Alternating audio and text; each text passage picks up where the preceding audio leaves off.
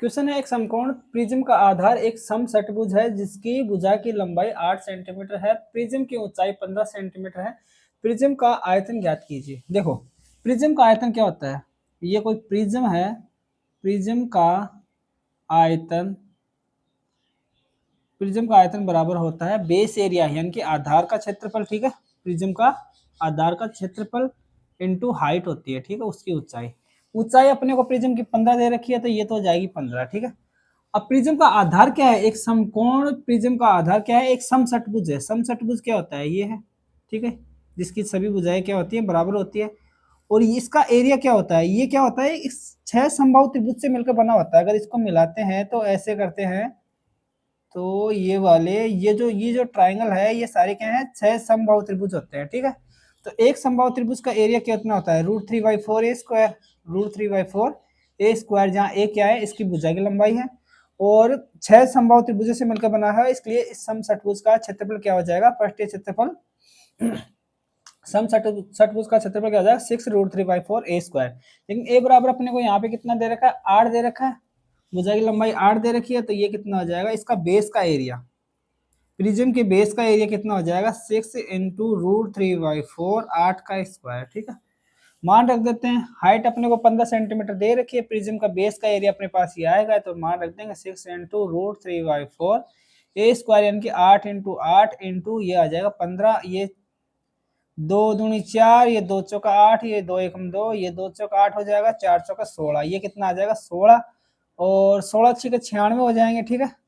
16 छिके 96, 96 को 15 से गुणा करेंगे तो कितना आ जाएगा, 96 इंटू 15√3, ठीक है।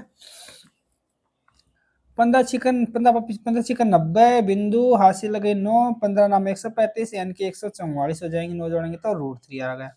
अब इसमें क्या है, सोल्व कर रखा है इनकी, √3 का मान अपन क्या ले लेते हैं, 144 0 गुणा 1.7 ले लेते हैं, ठीक है,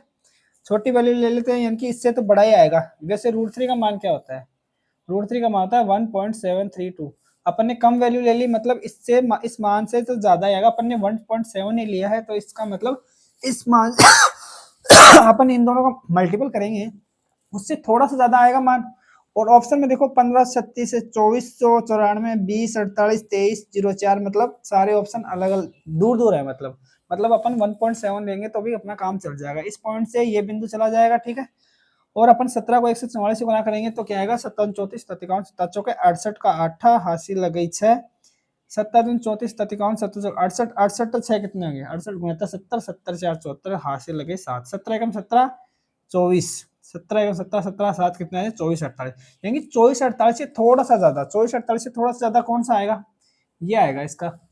आयतन, ठीक है, प्रिज्म का 24 48 से थोड़ा सा ज्यादा, ये ऑप्शन भी नहीं होगा, और ये तो 20 है, ये भी नहीं होगा, ये 23 है, 24 48 से थोड़ा सा ज्यादा, ऑप्शन नंबर 20 का आंसर हो जाएगा, यानी कि कितना हो जाएगा, लगभग